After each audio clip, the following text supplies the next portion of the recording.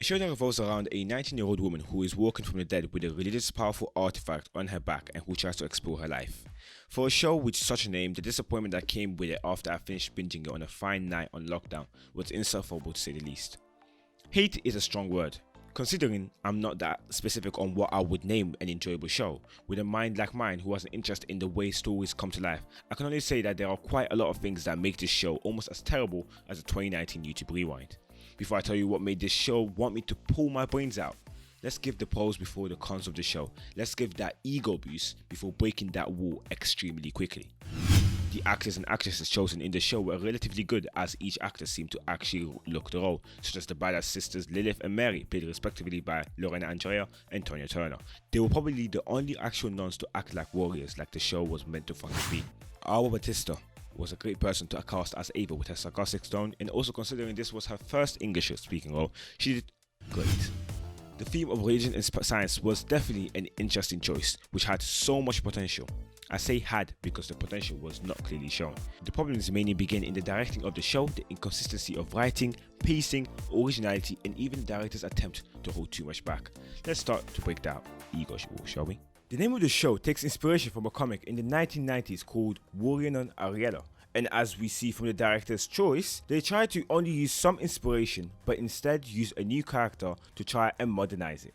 This would have been a great idea if the show actually had a major amount of originality. The show seems to essentially be a remake of Buffy the Vampire Slayer, which is basically about this girl called Buffy Summers who tries to live a normal life in high school while embracing her responsibilities and destiny as a hunter of vampires and demons. So far, we can see that Ava Silver from Warrior Nun is similar to Buffy. The sister warriors in Warrior Nun act a lot like the Slayerettes in Buffy, if the sister warriors were actually a competent tactical team. Father Vincent basically plays a watcher from Buffy, so far not so original. The Task is a creature which has become primarily known as one of the most powerful monsters in Dungeons and Dragons. However, the CGI on it looks worse than a game on the PS2. Even the logo on the Architect company literally has the T in the company name looking like a pitchfork, just to tip off anyone who somehow can't tell that they are meant to be the bad guys. In many occasions, the writers and directors choose to display commentary that is made by Ava herself, and yet there are many places, although the commentary breaks the fourth wall and brings a mix into the show, it still does not mean that there should be too much commentary. This show does way too much commentary to the point where it seems like they don't care about body language or allowing the actors to portray the emotions that Ava feels through her acting. For example, JC explains to Ava how he and his friends cruise around Europe and steal through people's houses and to stay in there whilst they're on holidays. What could have been a massive story time from JC is interrupted by Ava's commentary. Why tell the audience that you want to kiss the guy when your eyes and body posture already show it? It's literally the same as someone sitting in a chair, then telling you you're sitting on a chair. Well, no shit, Sherlock. They've turned her into that one person that explains every single joke said. And if you've been in those situations, you know that's the worst way to enjoy anything in life. The use of this over commentary makes Ava seem extremely shallow for more than half of the series, cutting off people, constantly talking about how she doesn't own anyone anything, shrugging off work and cooing about her own reflection. How do you make your own protagonist turn into the villain that everyone wishes just died in the show in the first place? Love. It seems like a theme that so many modern shows love to add, no pun intended, as if it actually adds anything to the actual show. Warrior Nun has its own love story part, but wastes a lot of minutes on this segment even after around episode 5. The season's only 10 episodes of 30 minutes. The love story is completely dropped after episode 5. You're telling me that half of the show was just a love story essentially. At this point, the viewers probably got to see more of the love story than the actual hero part of it all. I've just come to really hate the love segments of all these shows because of the fact that they are pointless things thrown into a show when done incorrectly. Love stories done right would be in a show like Prison Break, where they actually explore the full love story between Michael from season 1 all the way till whatever season it is now, Michael and Sarah, JC and his friends. Well, first off, we see JC suddenly disappear after literally seeing Ava fight off a demon. It's almost ridiculous to think that a character that Ava seemed to have loved suddenly disappears, not to mention that JC's friends are simply easily forgotten. Like, I don't even remember their names. and I can't be bothered to search for their names, to be honest. What about Shannon, who dies in the first episode? How comes we don't truly get some type of storyline about her past or how she came to die? And please don't give me any commentary about that. Just show it to me through some flashbacks. The story continues to revolve around Ava, who only seems to become more and more annoying to the audience with her constant lack of engagement and acceptance. Imagine those English teachers that give you essay papers to do by the next lesson. Well, Ava is even more annoying than that. And even with Ava, why aren't her powers more exposed to the audience? Although we see some of what she could do, there was certainly more chances of showing it off just to show how powerful a person she could be. This show first starts off as trying to link religion and science. Those go really well. Then they try to link romance with it. Alright then.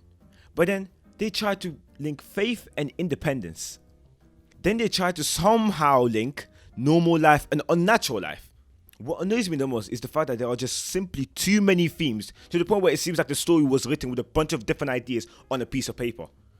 It's like dropping a bunch of paint on a piece of paper without thinking about which color links and why. For example, religion and science, two themes which are complementary to each other, seem like a perfect theme for an unnatural superhero show.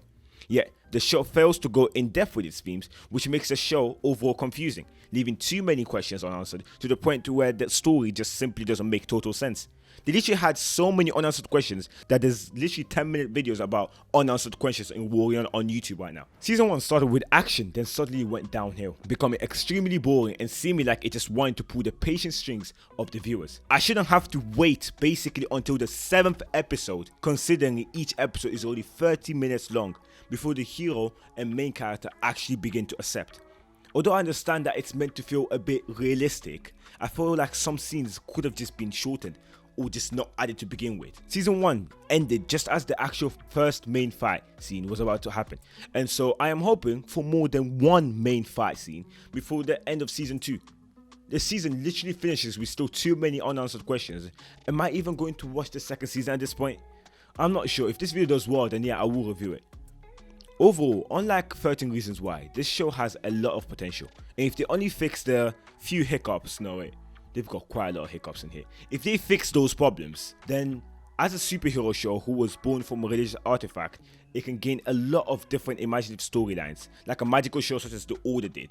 Like, even The Order was better than this. I like The Order from Netflix, but this, what is this? And can someone tell me how in episode 1, where the nurse was killed and Ava woke up, she was screaming, right? She screamed, right? There's an enemy right next to her, and somehow the enemy doesn't hear or see her scream. I mean, she could have been killed right there and then, and the enemy seems to be completely blind, but as soon as she's able to wake up, that's when the enemy sees her, and then she's able to smash him. Doesn't make any sense. Netflix's Warrior Nun is just unfortunately not as great or weird or even amazing as a show with the name Warrior Nun should be. Superhero nuns fighting demons and monsters should never feel this long and dull. The fantastic world that it could have portrayed is simply wasted. The themes of religion, science, faith, romance are themes which prove impossible to connect due to the directing, not to mention that they were not explored properly. The show had a lot of characters who all seemed mysterious, with painful backstories, and yet the most time was spent on Ava, who, because of the writing, seemed less deserving of both the halo and the show's attention.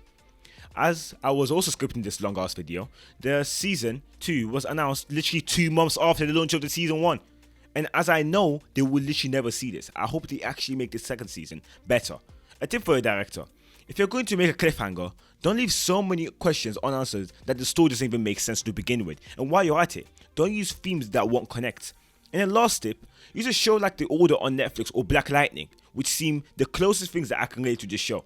Watch it, look at it, and make note of how each season comes to a certain end and at the last 2 minutes introduces a new story with a cliffhanger. That's how a cliffhanger is done. This has been your host Zaid, and I'll see you guys in the next one. Make sure to subscribe, and peace.